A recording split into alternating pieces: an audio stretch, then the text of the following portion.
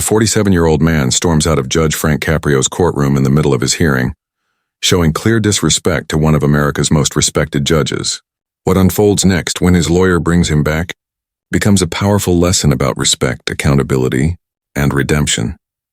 This is the story of Danny Morrison, a man whose arrogance met true justice, and whose experience became a reminder of why Judge Frank Caprio's approach is admired by millions.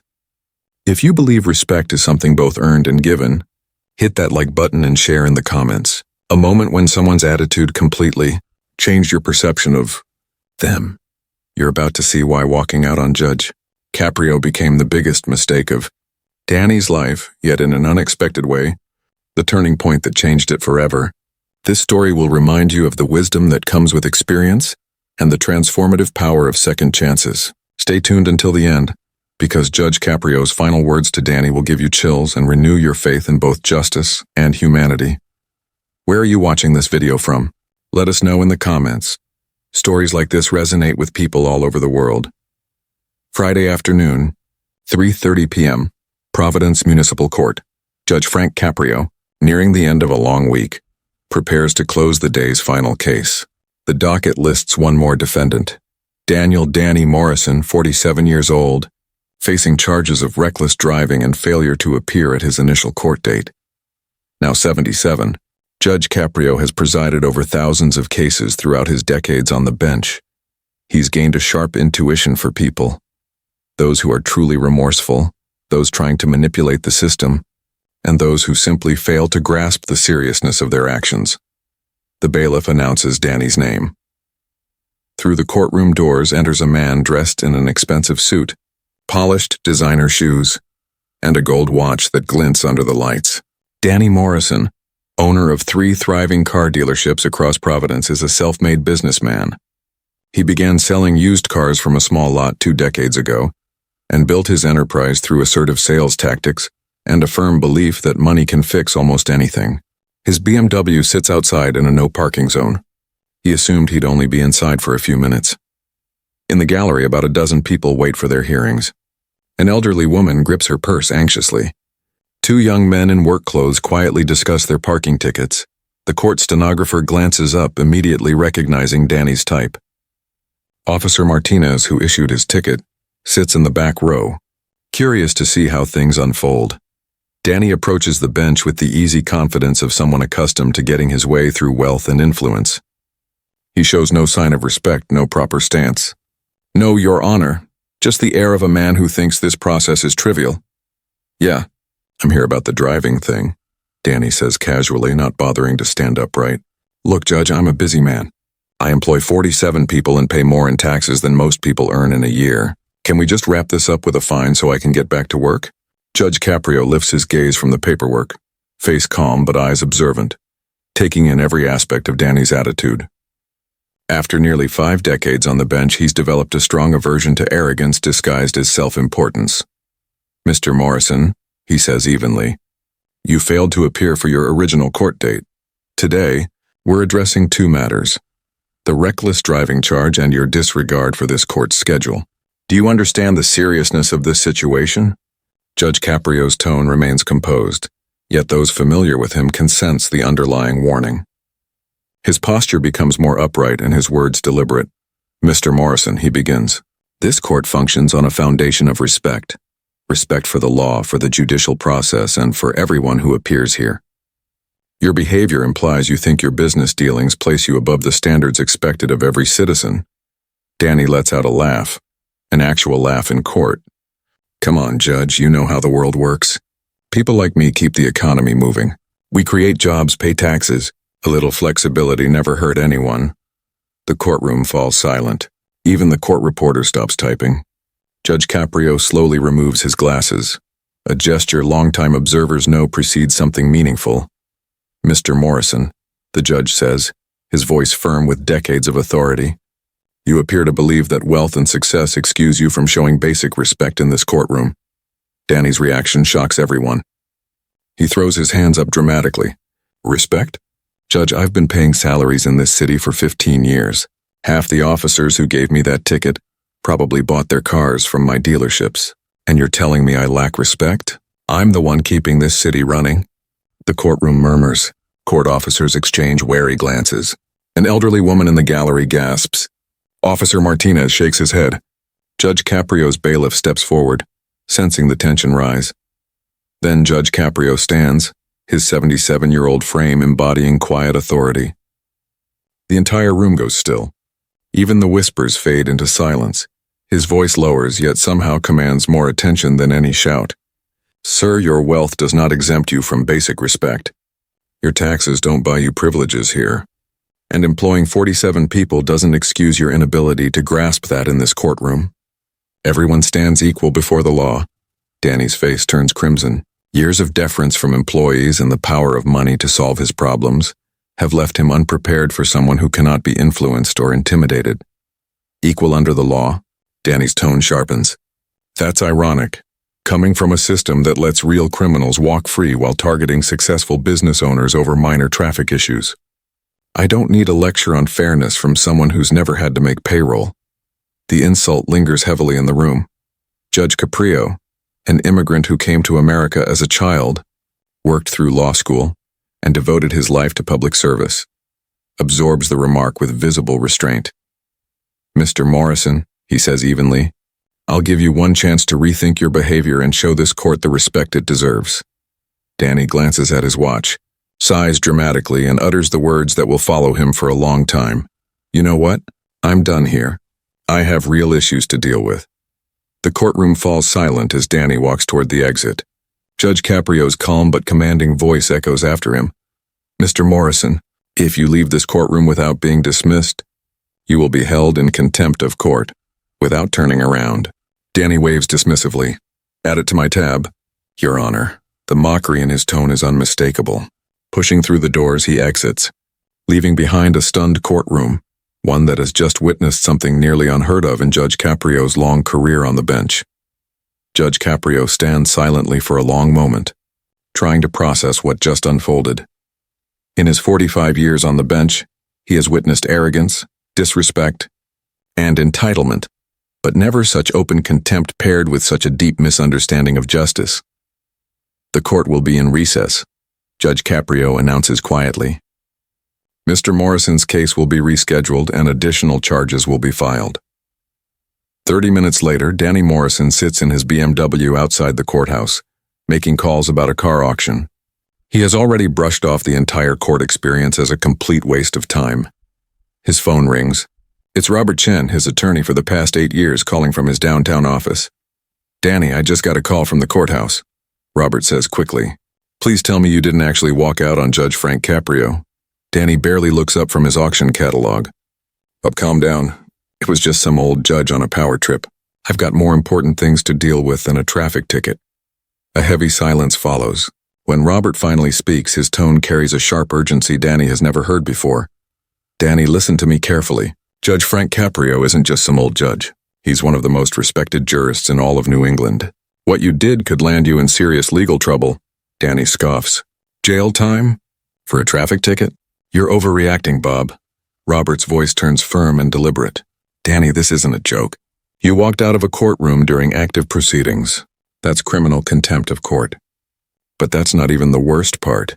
You disrespected a judge who now has full discretion over your sentencing. Danny finally puts down the auction catalog, realizing the gravity of what he's done. What are you saying? I'm saying that instead of a fine and traffic school, you could be facing 6 months in jail, loss of your driver's license, and criminal charges that might jeopardize your business permits. Danny, you may have just ruined everything you spent 15 years building. The words hit Danny like a splash of cold water. That can't be right. It was just a traffic case. It stopped being just a traffic case the moment you walked out, Robert replies. And Danny, there's something else you need to know about Judge Caprio. Robert's voice carries the weight of what he's about to explain. Judge Frank Caprio is known for his compassion. He's famous for helping people, understanding their situations, and offering second chances. Danny, he probably would have reduced your fine and sent you to traffic school. Instead, you insulted a man who has devoted his life to serving the community. Danny's stomach twists. What do you mean? Robert's answer is firm and without compromise. We're going back to the courthouse today. You're going to apologize. A sincere apology. And hope Judge Caprio's well-known compassion extends to someone who wronged what he stands for. It's Friday afternoon. Judge Caprio stayed late to handle your case. The least you can do is return before he leaves for the weekend. Every hour that passes makes this situation worse. An hour later, Robert Chen paces outside the courthouse waiting for Danny. When Danny's BMW pulls up, this time in a legal space, Robert notices his client seems diminished, lacking his usual confidence. "Are you ready for this?" Robert asks. Danny nods. His typical swagger is gone. "Bob, what if he won't listen?" "Then, you'll face the consequences of your actions," Robert says. "But remember, Judge Caprio is known for giving people opportunities to make amends. The question now is whether you're truly ready to make things right." At 4:45 p.m., Judge Frank Caprio sits in his chambers, reviewing Danny Morrison's case file and preparing potential contempt charges. A knock sounds on the door. His secretary informs him that Judge Robert Chen has arrived with his client, Mr. Morrison, requesting to speak before the court. Judge Caprio looks up, clearly surprised. In his experience, people who walk out of his courtroom rarely return the same day seeking to make amends. "Tell Mr. Chen I'll see them in 5 minutes, he replies. When the court reconvenes, the atmosphere is entirely different. Danny Morrison enters quietly behind his attorney, and his change in demeanor is immediately noticeable. The expensive suit is gone, replaced by plain slacks and a simple shirt. His stance is subdued, respectful, uncertain, and humbled. Judge Caprio takes his seat, his face calm but unreadable. The courtroom is nearly empty, except for a few officers and staff who have stayed late, curious to see how this unusual situation unfolds. "Mr. Morrison," Judge Caprio begins, his tone firm but controlled. "This is highly irregular. You left my courtroom without permission, displaying contempt for this court and the judicial process. Why have you come back?" Danny rises, his voice unsteady for the first time. "Your Honor, I came back because I realized I made a serious mistake. Not only by walking out, which was inexcusable, but also in how I behaved in your courtroom." Judge Caprio listens quietly, his years of experience allowing him to read sincerity, or lack thereof, in every word.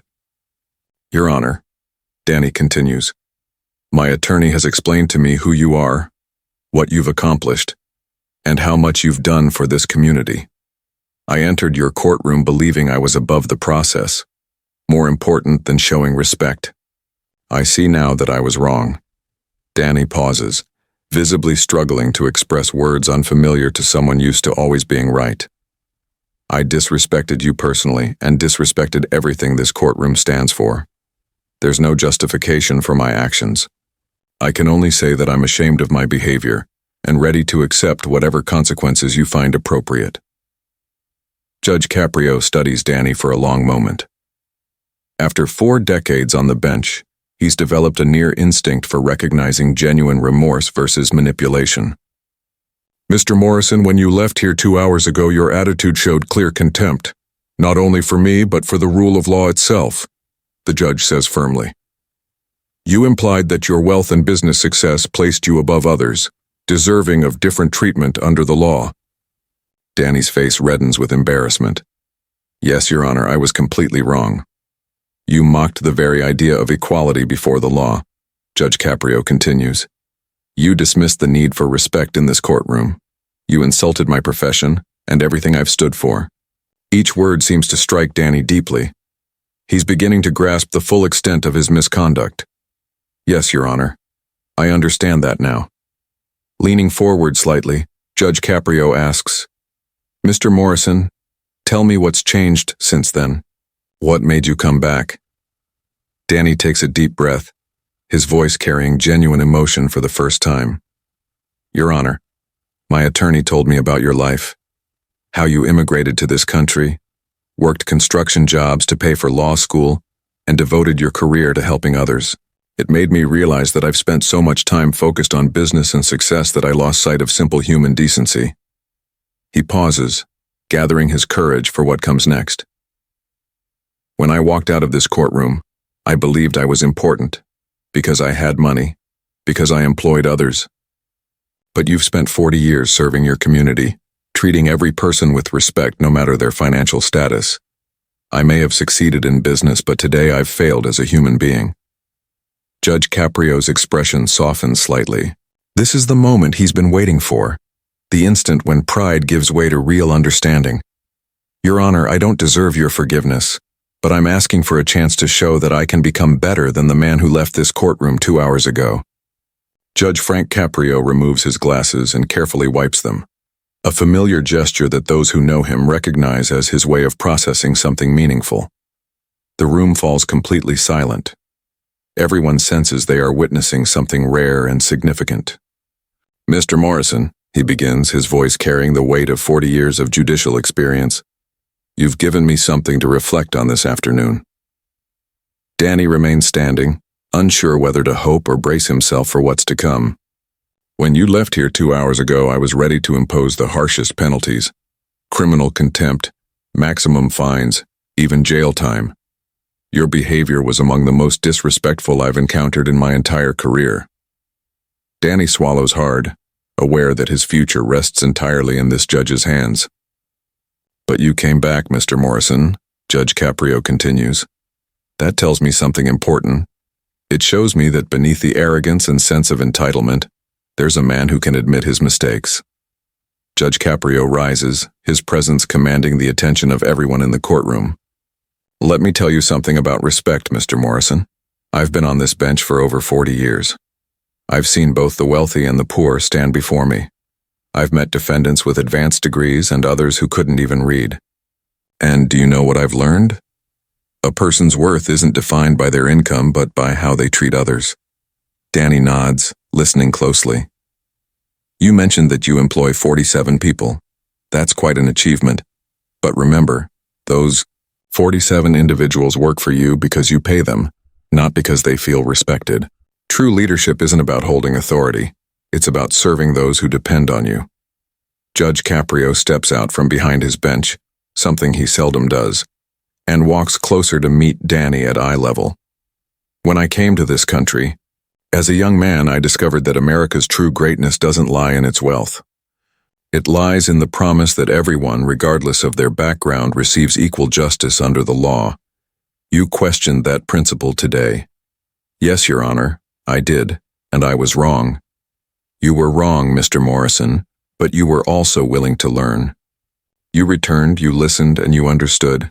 That gives me hope. Danny feels his eyes welling up, something he hasn't experienced in years. Mr. Morrison, I'm going to do something I've never done before in a case like this. I'm giving you a choice. Option 2. You'll spend the next 6 months learning what service truly means. Every Saturday for 6 months, you'll volunteer at the Providence Community Kitchen, serving meals to those who can't afford them. You'll work alongside people who have little yet give everything they can to help others. Danny's eyes widen.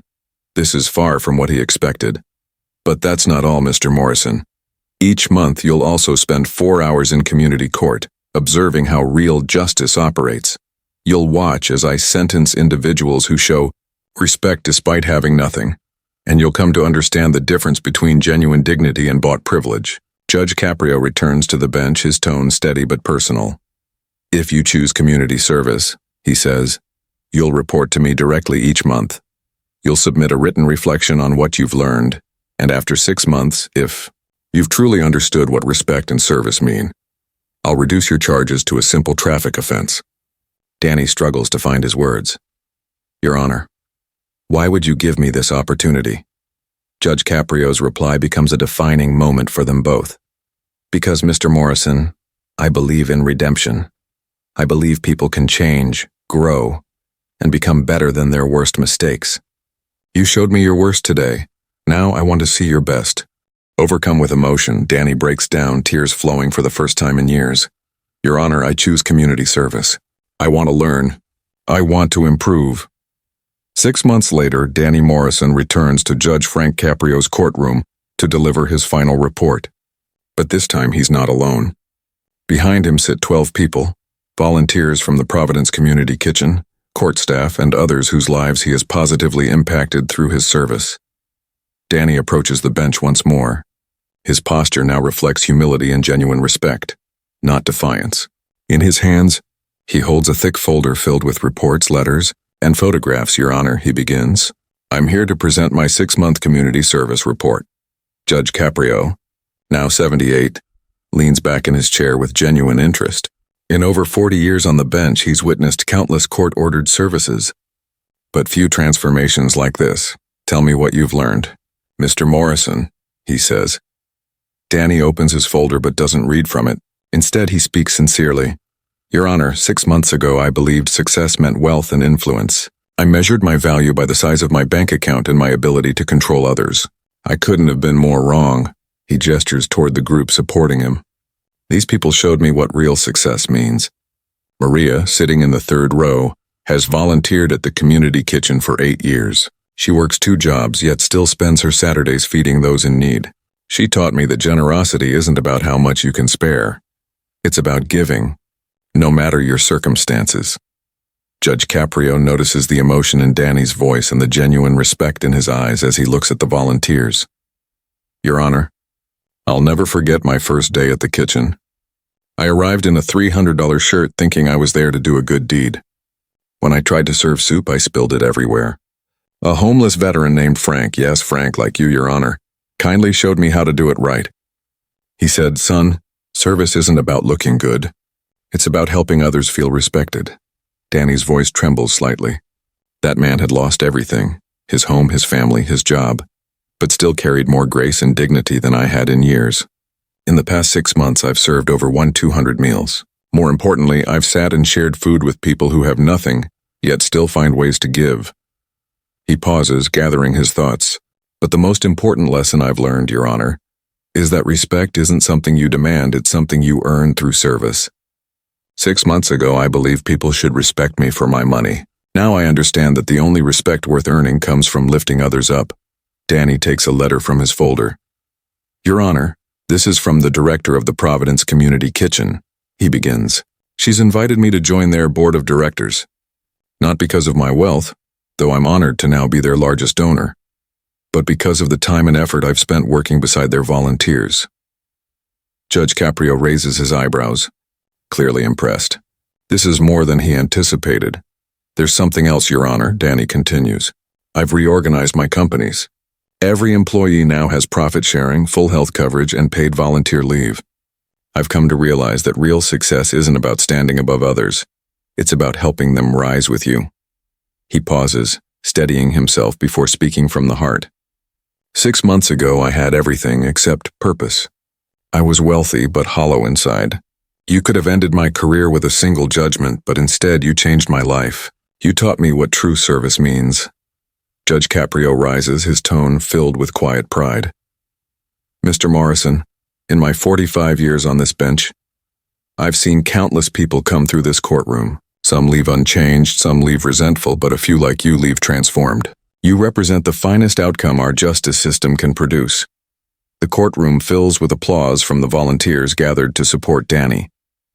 Your charges, Judge Caprio continues, are hereby reduced to a minor traffic infraction, with the fine suspended.